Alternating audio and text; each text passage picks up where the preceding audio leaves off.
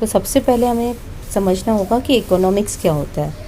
तो economics is an activity which deals with distribution and consumption of goods and services. तो economic क्या है, एक एक्टिविटी है जो डील करती है कि कैसे गुड्स और सर्विसेज को डिस्ट्रीब्यूट और कंज्यूम किया जा सके। यानी कि कोई भी इंडस्ट्री हो, कोई भी ऑर्गेनाइजेशन हो, प्रोडक्ट मैन्युफैक्चर करती हो, तो उसको कौन कौन से गुड्स और सर्विसेज की रिक्वायरमेंट है और कौन से गुड्स और सर्विसेज को वो डिस्ट्रीब्यूट करती है, उसके लिए उसको जो एक्टिविटी परफॉर्म करनी होती है उसे बोलते हैं economics. Economic means system of inter relation of money, industry and employment. तो इकोनॉमिक्स का मतलब होता है वो सिस्टम जिसमें हम ये फाइंड करते हैं कि मनी, इंडस्ट्री और एम्प्लॉयमेंट में क्या इंटर रिलेशनशिप है। यानी कि हमें कितना पैसा लगाना है, हमें कितना प्रॉफिट होगा, हमें कितने लोग रखने हैं, हमें पूरी मैनेजमेंट कैसे करनी है इंडस्ट्री की, वो पूरा किसके अंडर, इकोनॉमिक्स के अंडर। तो सॉफ्टवेयर इकोनॉमिक्स क्या है, यहाँ पर हम बात कर रहे हैं सॉफ्टवेयर को डेवलप करने की।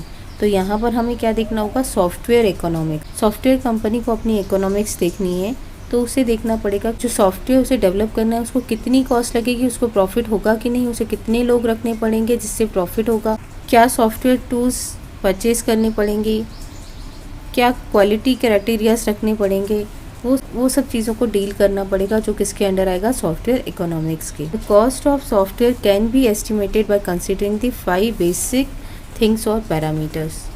तो किसी भी सॉफ्टवेयर को डेवलप करने के लिए क्या क्या पैरामीटर्स को ध्यान में रखा जाता है, या हम कह सकते हैं कि basic parameters of the software cost models क्या क्या होते हैं। अगर हमें किसी सॉफ्टवेयर की कॉस्ट फाइंड आउट करनी है तो उसके लिए किन किन पैरामीटर्स को कंसीडर किया जाता है जिससे हम उसकी कॉस्ट को एस्टिमेट कर सकें। First parameter is size. Size of the end product is measured in terms of the number of source lines of code SLOC or the number of function points required to develop the required functionality।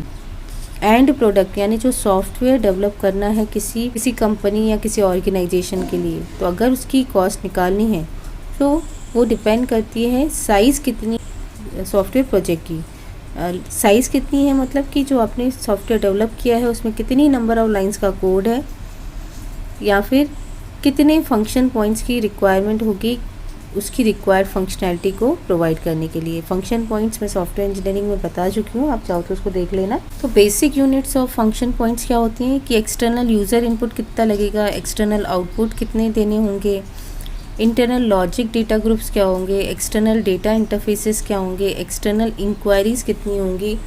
तो ये 5 parameters होते हैं जो मैं आपको function points में software engineering में बता चुकी हूँ। तो गिवन फंक्शनैलिटी को, रिक्वायर्ड फंक्शनैलिटी को डेवलप करने के लिए जो जो फंक्शनैलिटी हमें यूज़र को प्रोवाइड करनी है, उसको प्रोवाइड करने के लिए कितने नंबर ऑफ फंक्शन पॉइंट्स की रिक्वायरमेंट होगी, कितने सोर्स ऑफ लाइन कोड लिखना पड़ेगा, ये बताता है size of the end product. इसका मतलब है प्रोजेक्ट जितनी लार्ज साइज़ का होगा उतनी ही उसकी कॉस्ट क्या होगी, ज़्यादा लगेगी। तो जितनी ज़्यादा लाइंस ऑफ कोड या फंक्शन पॉइंट्स आप प्रोजेक्ट में रखोगे, सॉफ्टवेयर प्रोजेक्ट में रखोगे, उतनी ही सॉफ्टवेयर की कॉस्ट क्या होगी, बढ़ती जाएगी। तो ये एक पैरामीटर है जिसके थ्रू हम कॉस्ट फाइंड आउट कर सकते हैं किसी भी सॉफ्टवेयर प्रोडक्ट की। इन पैरामीटर क्या है, process use to produce the end product and to avoid non value adding activities like rework, communication overhead, ETC।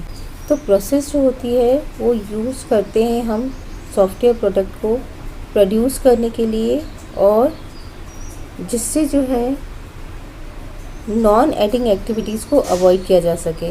यानी कि इस टाइप से आपको सॉफ्टवेयर को डेवलप करना होगा जिससे रीवर्क नहीं करना पड़े, कम्युनिकेशन ओवरहेड ज़्यादा नहीं हो, यानी ऐसी कोई भी एक्टिविटी परफॉर्म नहीं हो जिसकी वजह से जो प्रोजेक्ट है, सॉफ्टवेयर प्रोजेक्ट है, वो टाइम पे या बजट में नहीं प्रोड्यूस हो सके।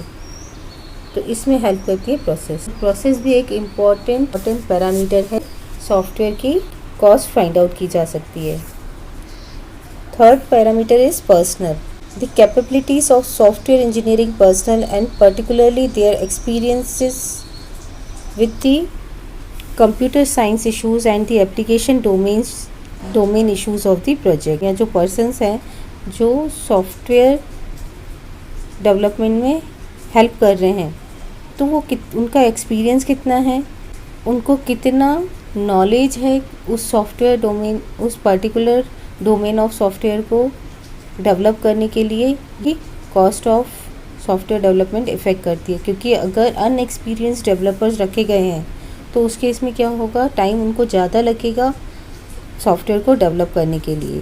तो एक्सपीरियंस पर्सन जितने ज़्यादा रखे जाएंगे उतनी ज़्यादा कॉस्ट इंक्रीज़ होगी। तो किस टाइप के पर्सन्स हमें रखने हैं जिससे cost of software product high भी नहीं हो और given domain of software development के लिए भी हम उनको यूज़ कर पाएँ। Next parameter is environment. Environment is made up of the tools and techniques available to support efficient software development and to automate the process।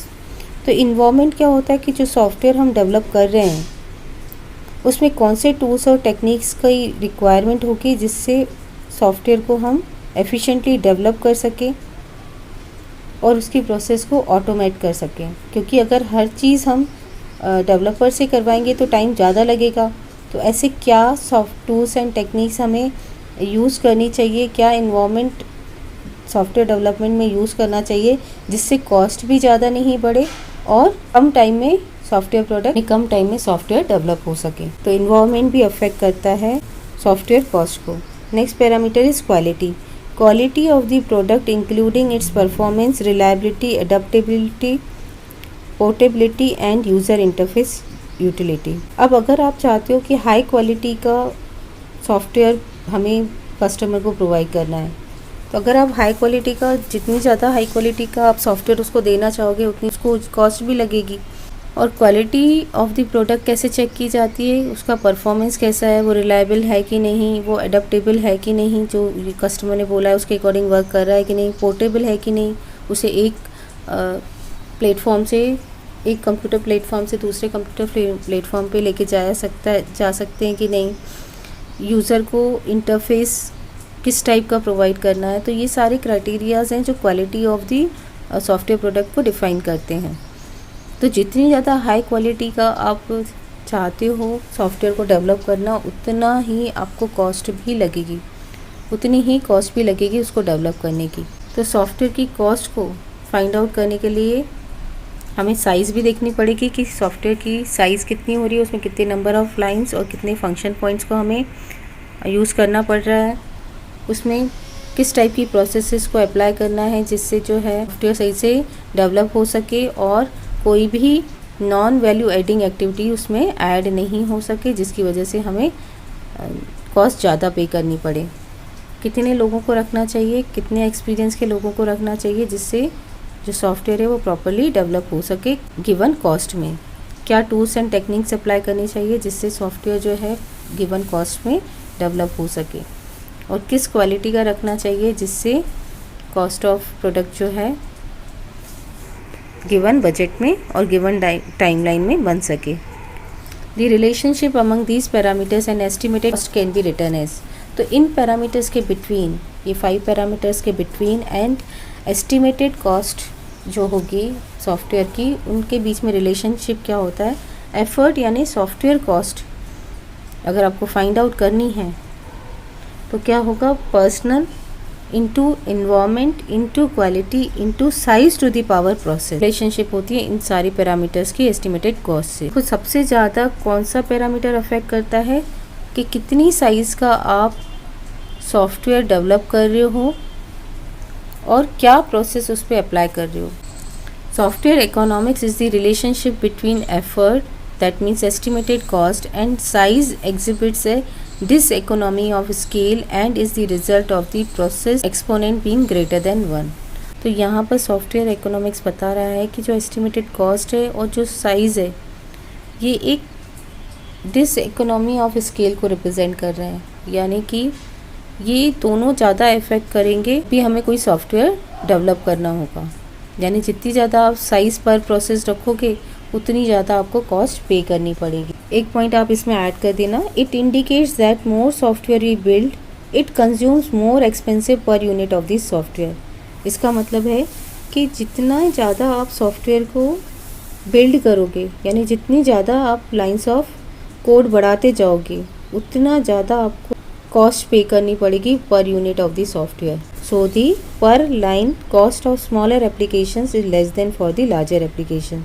तो इसका मतलब है कि अगर हमारी स्मॉलर एप्लीकेशंस है जिसमें आपने नंबर ऑफ़ लाइंस कम लिखी हैं, तो पर लाइन कोड की, जो आपने कोड लिखा है उसकी लाइन ऑफ कॉस्ट कम होती है as compare to larger application जिसमें लाइन ऑफ कोड ज़्यादा होता है. यानी आप जितनी ज़्यादा size of software project develop करोगे उतनी ज़्यादा आपको कॉस्ट पे करनी पड़ेगी. इसका मतलब है कि अगर आपने कोई स्मॉलर एप्लीकेशन डेवलप की है तो उसमें लाइंस ऑफ कोड कम होंगे, यानी साइज़ जो है वो लेसर होगी, तो आपको कॉस्ट कम लगेगी इसको डेवलप करने में. और इसका इन्वर्स क्या होगा, अगर आपको ऐसी एप्लीकेशन डेवलप करनी है जिसमें लाइंस ऑफ कोड या साइज़ ऑफ प्रोडक्ट ज़्यादा है, पर लाइन कॉस्ट जो होगी उसकी डेवलपमेंट की वो ज़्यादा लगेगी.